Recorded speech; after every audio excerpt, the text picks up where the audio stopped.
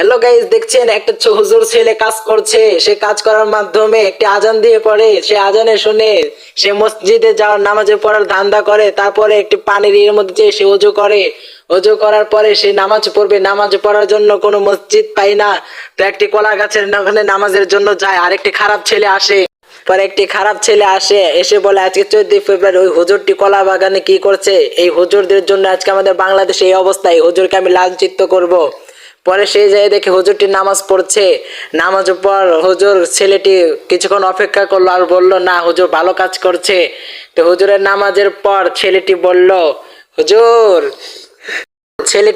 হুজুর আপনাকে আমি খারাপ ধারণা করেছি, হুজুর আমাকে মাফ করে দিয়েন, আমি আজকে আপনার খুব খারাপ খারাপ কথা বলেছি।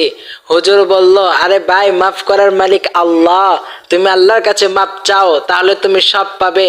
আজকে ইবাদতের দিন, আজকে শবে বারাত, তুমি নামাজ পড়ো, আল্লাহর কাছে কান্দাকাটি করো, যা চাও আল্লাহ তোমাকে তাই দেবে। তারপরে হুজুরের সাথে ছেলেটি চলে গেল।